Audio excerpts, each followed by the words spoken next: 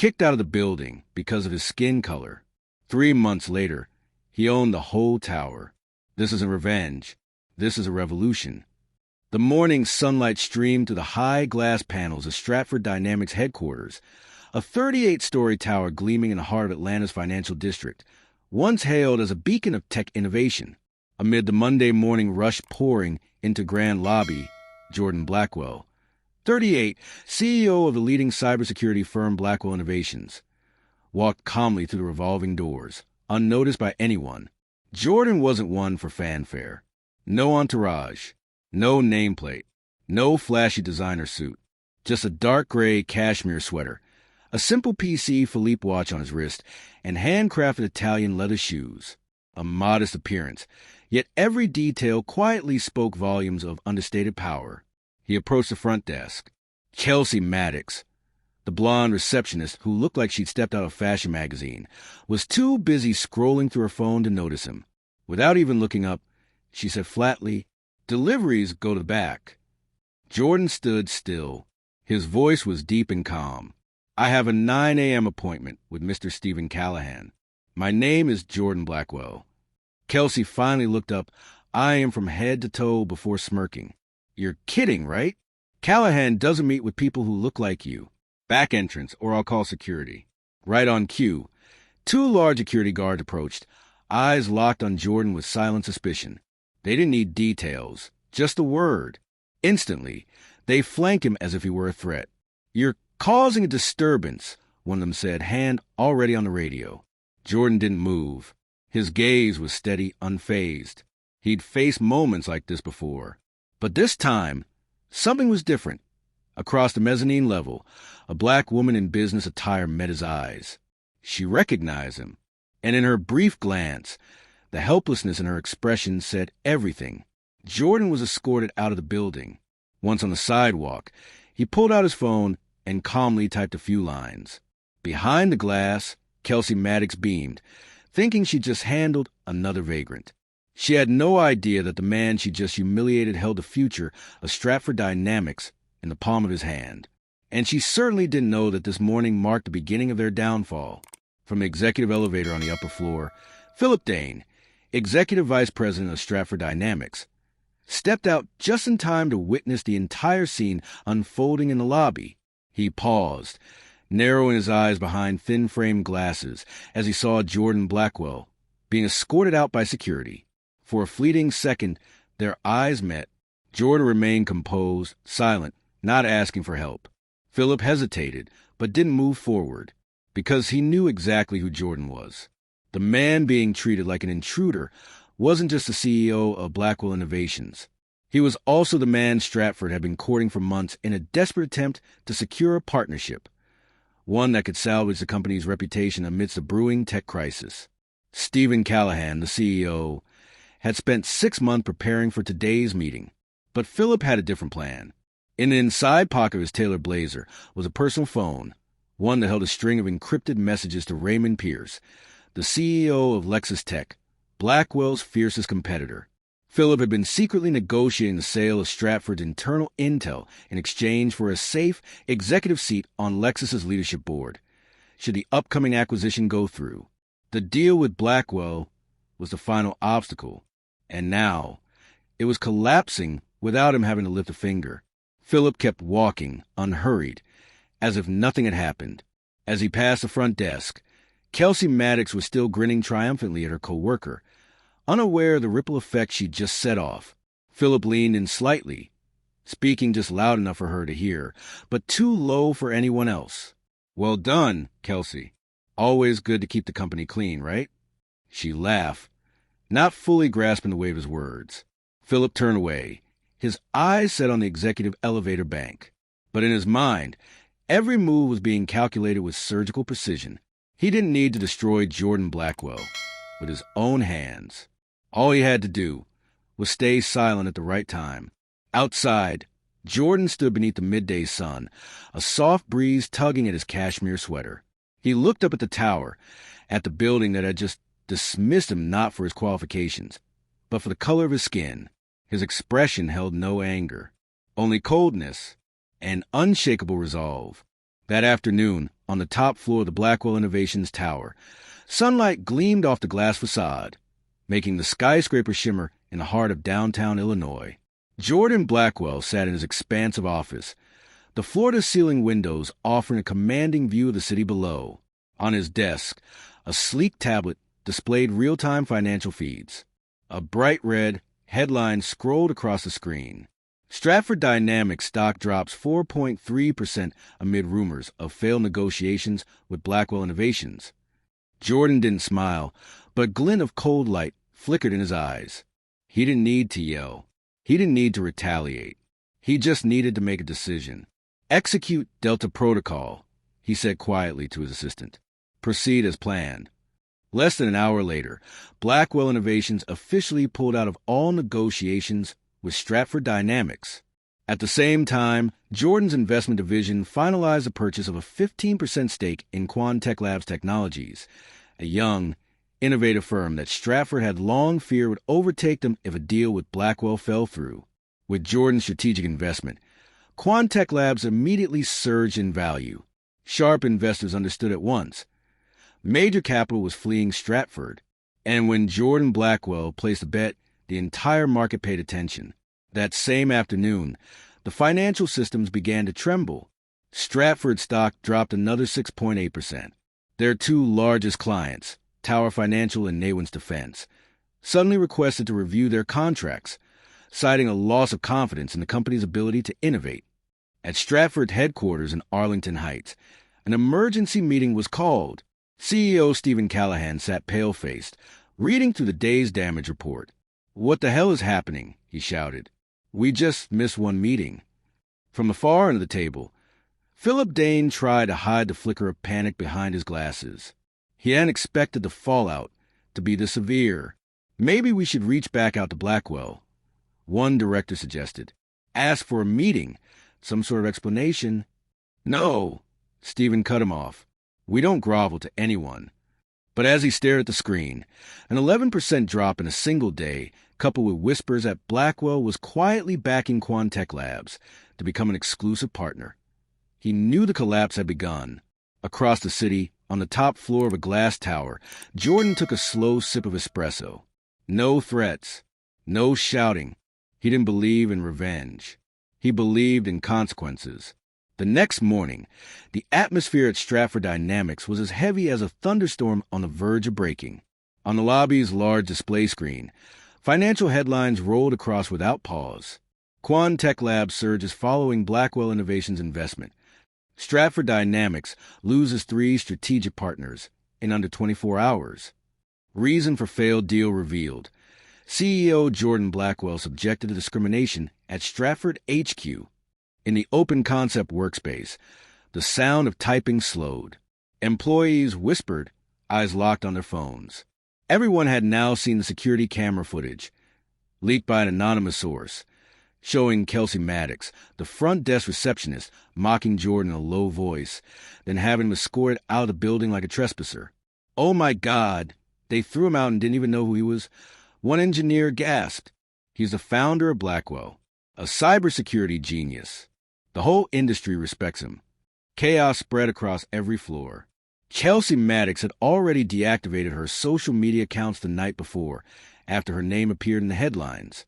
She curled up in the break room, avoiding her co-workers' eyes. Upstairs in the executive suite, Philip Dane entered the boardroom with a pale face. CEO Stephen Callahan slammed a stack of documents onto the table, his voice trembling with fury. "You know what, Philip? We lost a $100 million deal over a receptionist's smug look." Philip said nothing.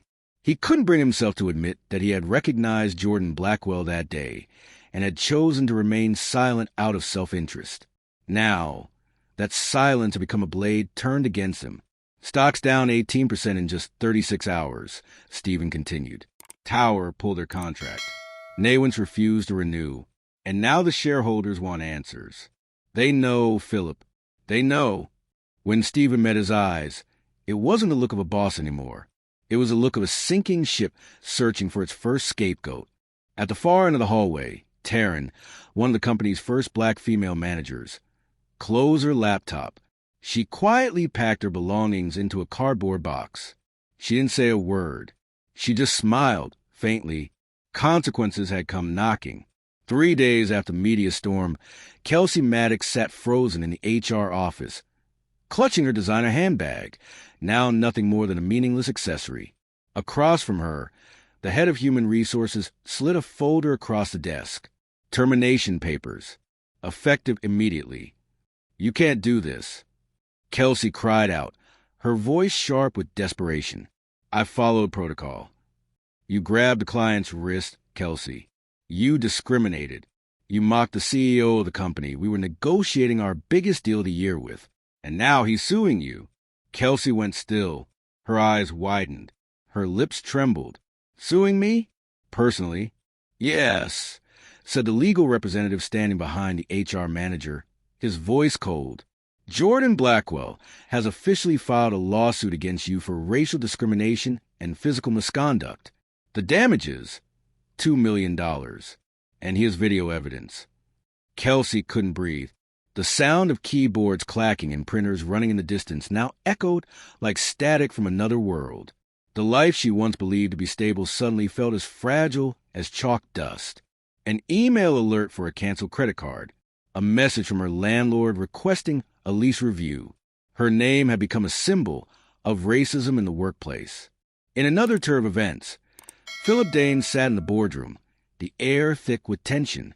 Every step down the hallway had sounded like a judge's gavel. Now, CEO Stephen Callahan stood at the head of the table, presenting damning evidence. An encrypted email chain between Philip and Lexus Tech, Jordan Blackwell's most formidable rival, the same company he had previously refused to partner with. "A series of confidential files have been leaked to Philip," Stephen said through clenched teeth. "You sent over contract drafts, pricing models, even our staffing strategy for next year." I was just exploring backup options if the deal with Blackwell fell through," Philip stammered, sweat beading at his temples. "And you enabled an act of racial discrimination that helped ensure that deal would fall through." No one in the room spoke in Philip's defense. One board member tapped a finger on the table, deliberately. "We've submitted all the data to the Securities and Exchange Commission and the Department of Justice. The charges may include corporate espionage, ethical misconduct, and stock manipulation conspiracy." Philip froze. There was no way out now. Elsewhere, on the top floor of a different tower across the city, Jordan Blackwell sipped espresso quietly, his gaze fixed on Stratford Dynamics' gleaming headquarters through UV-protected glass. The midday sun poured down on a facade, now tainted by chaos and guilt. He didn't need to speak. The truth had spoken for him. And this time it screamed. As Stratford unraveled from top to bottom, Taryn Westbrook sat in silence in her 17th-floor office. Under the sterile glow of fluorescent lights, she stared at a ceramic mug bearing the company logo, a 10-year anniversary gift that now felt like a relic from a crumbling regime. Taryn had once been the only black manager in Stratford's mid-level leadership. She had witnessed the incident that day in the lobby. She recognized Jordan Blackwell the moment he walked in. She had followed his rise since the early days when Cole Innovations was just a fledgling startup. She had wanted to intervene. Her hand had gripped the mezzanine railing tightly as she watched security escort him out the front door. But survival instinct kicked in. She thought of the mortgage still unpaid, her mother's heart condition, and the time she'd been called difficult to work with simply for speaking honestly in meetings. So she chose silence. And for the next 2 weeks, she hadn't slept soundly once, until her phone rang. Taryn Westbrook? A deep, steady male voice. "Yes, this is she. This is Jordan Blackwell." Taryn jolted upright from her chair, like she'd been struck by lightning. "I saw the look in your eyes that day. You didn't speak, but you understood." Silence. "Have you ever thought about a new beginning?" Jordan continued. "I'm building an entirely new division. The Talent Equity Division. Focus on creating a corporate culture that's equitable, diverse, and accountable. I want you to lead it." Taryn froze. "You want me?" "I don't pick people because they speak the loudest," Jordan replied calmly. "I choose those who see the truth and want to change it." 1 week later, inside the Skyla headquarters of Blackwell Innovations, sunlight spilled across Taryn's face as she signed the contract. For the first time in years, she no longer felt like she was just surviving the system. She was being trusted to rebuild it from the inside with real power and with a team that believed diversity wasn't a slogan. It was a survival strategy. Down the hall, Jordan smiled, pulled out his phone, and sent a single message to the executive leadership group. We just recruited someone critical. The real game begins now. 3 months after Jordan Blackwell was escorted out of Stratford Dynamics, the NASDAQ ticker bled red without pause. Stratford stock plummeted, then was halted entirely. At precisely 9 a.m. on Monday, the company filed for Chapter 11 bankruptcy. Inside the once proud headquarters, the scene resembled a corporate apocalypse documentary. Employees carrying boxes of personal items, IT staff disassembling servers, and former directors passing each other silently in the halls, too ashamed to make eye contact. On the 30th floor of the bankruptcy law office, the final asset left to liquidate was Stratford's headquarters, a 32-story glass tower in the heart of Illinois. Who's the new buyer? One board member asked, voice weary. The attorney smirked, sliding a document across the table. The deal was signed by Valtaris Global, a newly registered Delaware subsidiary. None of them knew that Valtaris Global was a quiet offshoot of Blackwell Innovations, formed for one sole purpose: to acquire the very building that once threw their CEO out onto the street. 1 week later, as Jordan Blackwell and Taryn Westbrook stepped to the front lobby, now fully under their ownership, they paused in front of the Wall of Honor, where portraits of Stratford's founders and executives hung. All white faces, frozen in prideful smiles, peering down from glossy frames like gatekeepers of bygone legacy. Jordan stood silently for a moment, then turned to the facility's manager and said gently, "Take them all down. I want this place to become a technology innovation hub for underrepresented entrepreneurs. That wall has no place in that future." Taryn glanced at Jordan, part surprised, part proud. "Room for the first new portrait?" she teased. Jordan just smiled and stepped up onto the landing, turning back to face her. "No need for my picture. We'll hang portraits of the ones Stratford once turned away, who now own this place." 3 weeks later, a new sign stood proudly in front of the tower: the Blackwell Center for Inclusive Innovation, a place where those once dismissed now shaped the future of an entire industry. Stratford was dead, but from its ashes, a new era had begun. 3 months after the new sign went up, the Blackwell Center for Innovation officially opened with a warm yet deeply emotional launch event. The building that once symbolized exclusive power now stood as a beacon for those pushed to margins.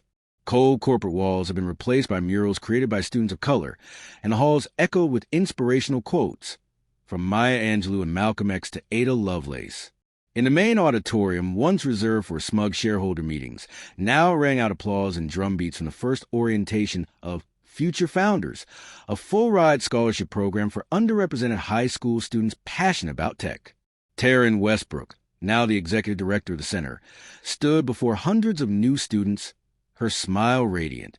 "Not everyone had a seat in this room when I started my career," she said, voice steady. "But today, we get to change that together." At the back of the hall, Jordan Blackwell watched quietly, one hand resting on the glass railing. No speech, no spotlight. He knew this moment wasn't his to shine. It was his to pass on, to the young leaders now stepping into their own light. Amidst the crowd, there was one face that made Taryn do a double take. Derek, a former financial assistant who once worked under Philip Dane, the same man who used to ignore her in the elevator. Now, he sat in the third row, nodding attentively as an instructor presented on open-source architecture. After the ceremony, Derek approached her. "Taryn, I just wanted to say, I was wrong. About you, about everything." Taryn smiled and shook his hand. "Welcome to the new chapter, Derek. Here, everyone gets a chance to rewrite their story." The building had not only changed its function, it had changed its soul. No longer a place of exclusion, the Blackwell Center for Innovation had become a launch pad for those once underestimated, a place where minority talents were not only given a chance, but equipped to lead revolutions of their own. On a late autumn afternoon inside the Fulton County Courthouse, Kelsey Maddox sat with her head lowered before a jury and a courtroom packed with reporters. She wore a pale gray suit, no longer sporting the heavy makeup or glossy presence she once carried behind the Stratford Dynamics reception desk. On the large screen behind her, the security footage replayed. Every glance of disdain, every prejudiced remark she had flung at Jordan Blackwell that fateful morning. The judge read the sentence aloud. The defendant, Kelsey Maddox, is ordered to issue a public apology to Mr. Jordan Blackwell, complete 400 hours of community service at the Westside Community Center, and attend a 6-month course in social equity training. Standing at the microphone, Kelsey stumbled through her words. I apologize for my thoughtless and discriminatory behavior. I acted from unconscious bias, and I now understand the deep harm it caused. I take full responsibility. Outside the courthouse, headlines lit up across news outlets. From proud receptionist to public service, the fall of Kelsey Maddox. On a different floor of the courthouse, Philip Dane sat motionless inside a federal interrogation room. No more expensive silk ties. No more arrogant glances. In front of Philip Dane now lay an official indictment with charges of insider trading, corporate data breach, and stock manipulation conspiracy. His attorney whispered, "The sentence could be up to 12 years. If you cooperate with the federal investigators, we may be able to negotiate leniency." Philip didn't respond. He stared at the white wall, where once upon a time a plaque had proudly declared, Strategic Leader of the Year. At the Blackwell Center for Innovation, Taryn Westbrook opened the Consequences and Restoration Forum with a message that struck deep. Here, we believe in justice, not as revenge, but as education. No one is born perfect, but every person must be accountable for their actions. In the back of the auditorium, Jordan Blackwell nodded quietly. He knew real change doesn't come from retaliation. It comes from setting a new standard, where every action has consequence, and every soul has a chance to awaken. 1 year after the Blackwell Center's grand opening, Arlington Heights had changed in ways no one imagined.